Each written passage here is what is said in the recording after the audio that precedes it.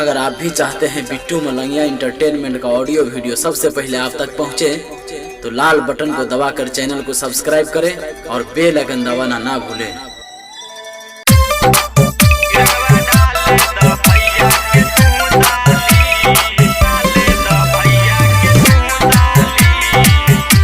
Presented by Bittu Malangya Entertainment.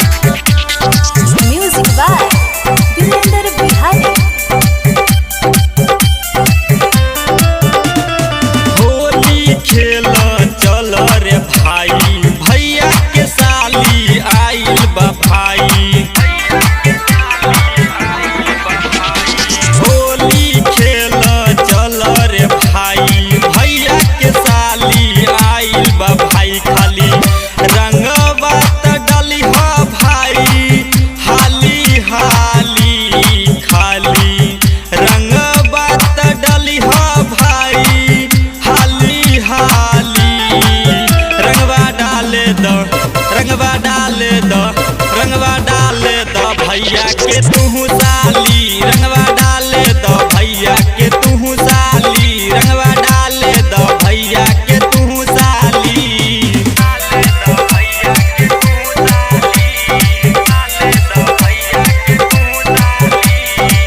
Presented by Bittu Malangya Entertainment.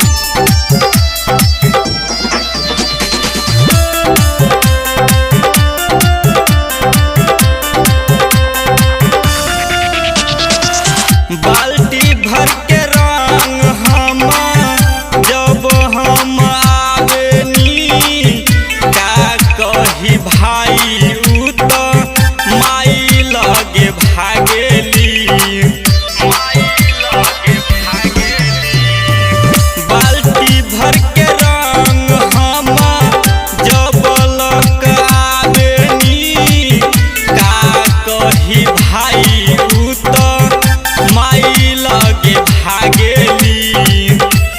पातर छीतर बिया छोटकी साली भाई, पातर छीतर बिया छोटकी साली भाई। रंगवा डाले दो, रंगवा डाले दो, रंगवा डाले दो भैया के तू साली। रंगवा डाले दो भैया के तू साली। रंगवा डाले दो भैया के तू साली।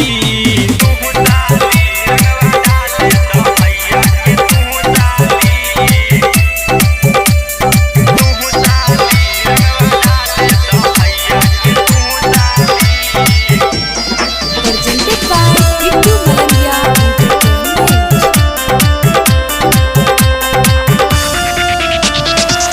ढेर दिन पे आइल बा भैया के साली, दोनों जवान भाई रंगदान खाली। ढेर दिन पे आइल बा भैया के साली, दोनों जवान भाई रंगदान खाली। राइटर दिल्ली फराने उनका हाली हाली। सुनील सावरिया राने उनका हाली हाली। रंगवा डाले दो, रंगवा डाले दो, रंगवा डाले दो भैया के तू साली। रंगवा